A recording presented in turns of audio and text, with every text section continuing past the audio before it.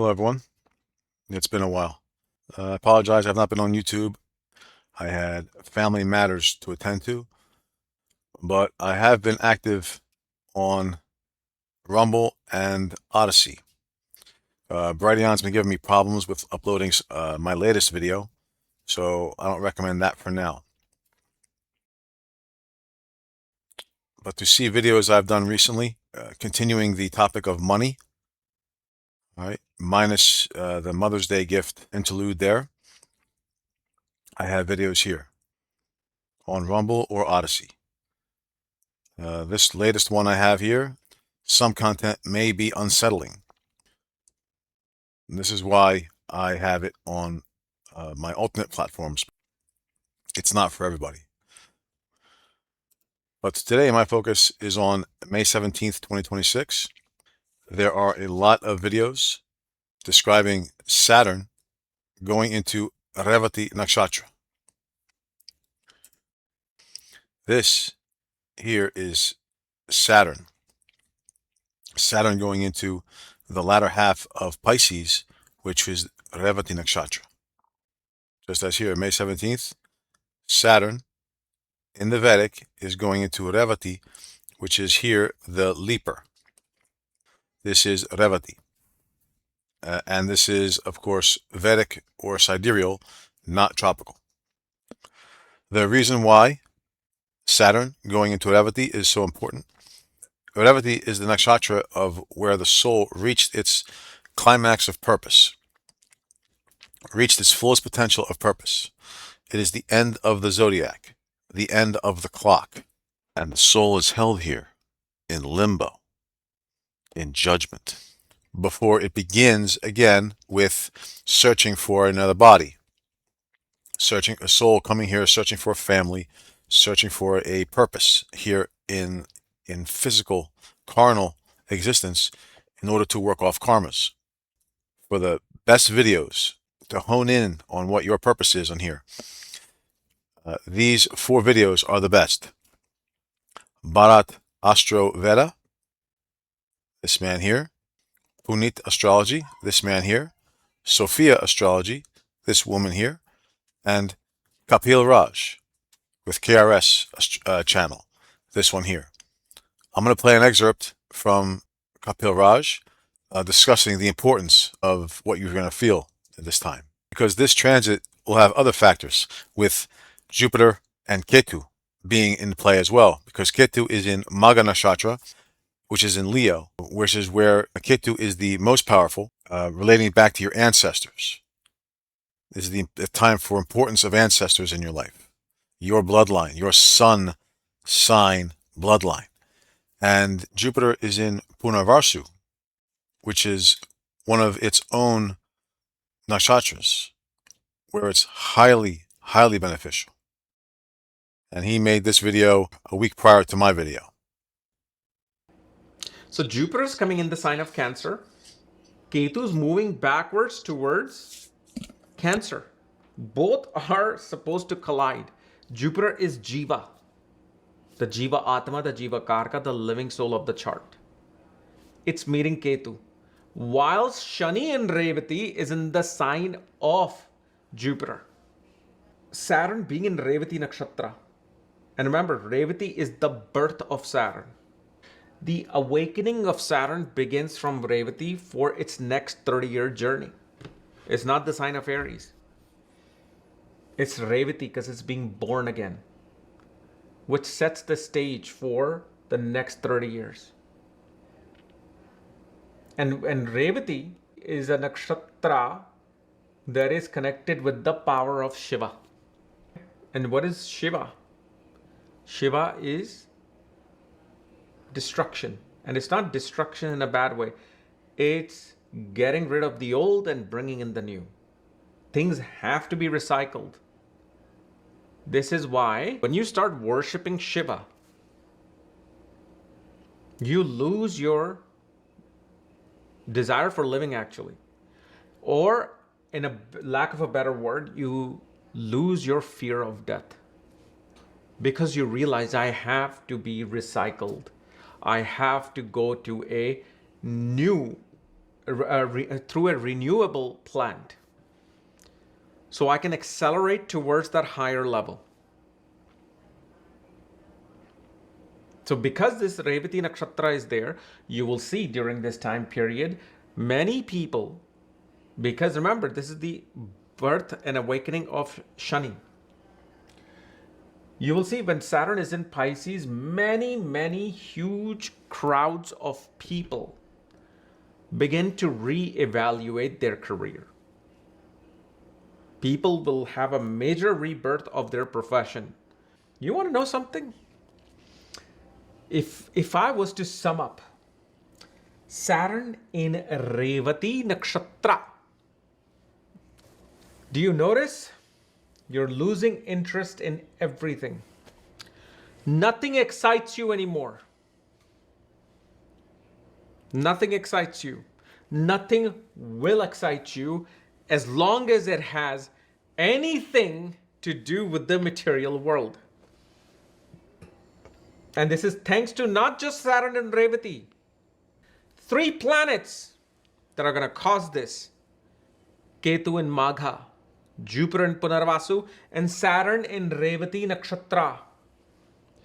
Even if right now I was to give you a free vacation to the Bahamas, to Hawaii, you will not feel anything. You will just be like, I wish I should have just stayed back home. Nothing of the material interest that we have been programmed to love, we're not going to love that anymore. It's going to be in Revati from May 17th to October 9th. May 17th, this is how it's going to move day by day. June, July, August. It's retrograde now, September, October. October 5, 6, 7, 8, 9. So as you see, it went forward and back, so now it's in retrograde. It's going to continue retrograde to Uttara Falguni. Let me get rid of this. Okay, we're in November.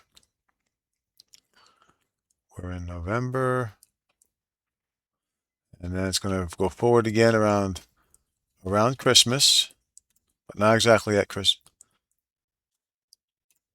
It's going to go forward again around, actually, at the winter solstice, at the lowest point of the sun in the horizon.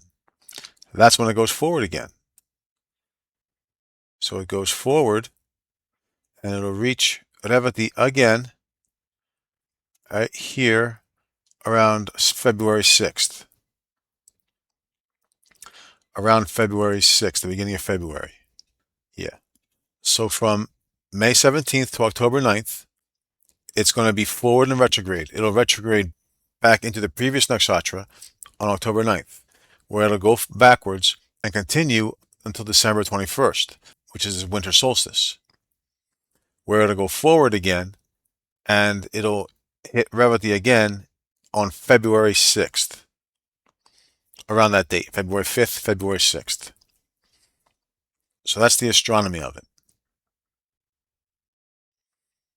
And at this point, starting in February, that's when the final judgment really starts for that whole year of 2027. And this is a very specific time from my life as well.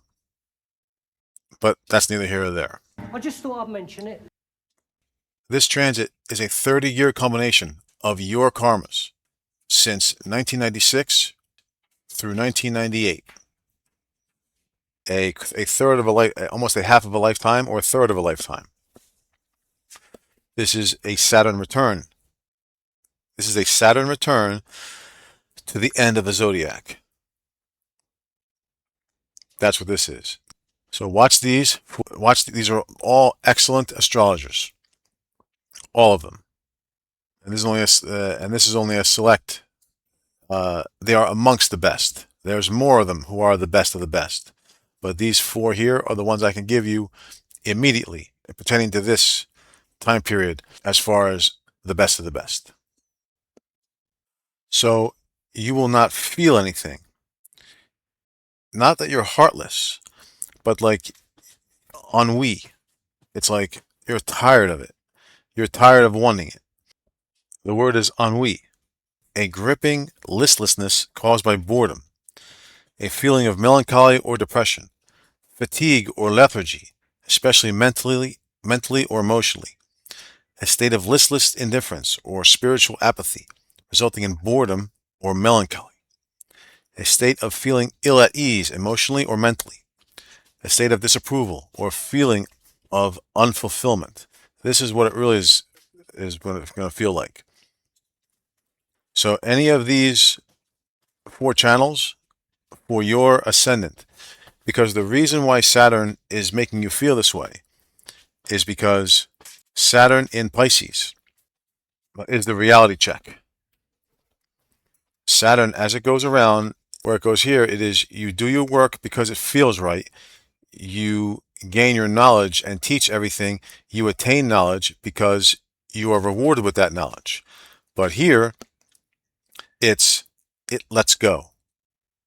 It still watches, but it lets go. It wants to see how the children are going to act without helicopter parents.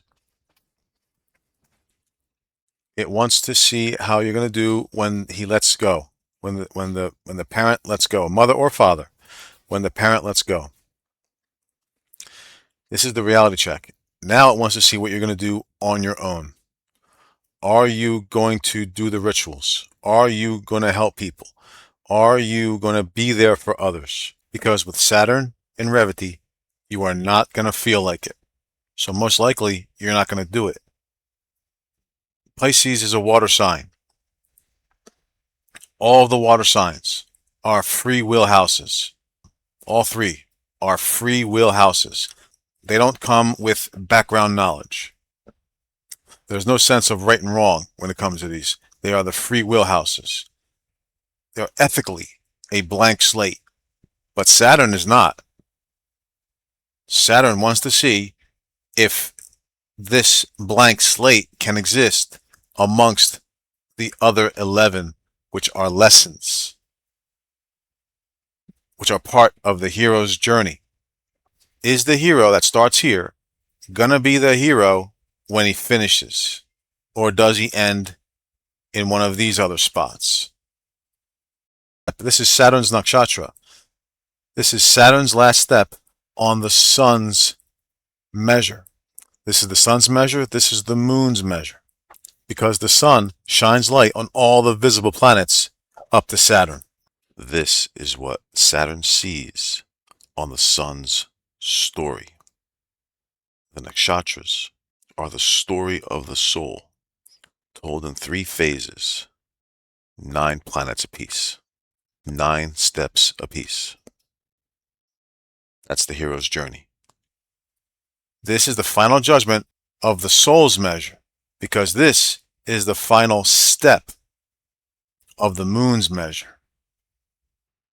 And remember, the sun's measure is your bloodlines, your blood. This is what Ketu is guiding you on, your higher self. And what is the deity given to us over Pisces? Andromeda. With this star, Alpharatz. Al-Far-Atz. The feminine cow. The nourisher. Where the feminine is chained even above the ecliptic. Where it's high spirituality, they chain her. The imagery is they chain her. But this is God. This is this age's God.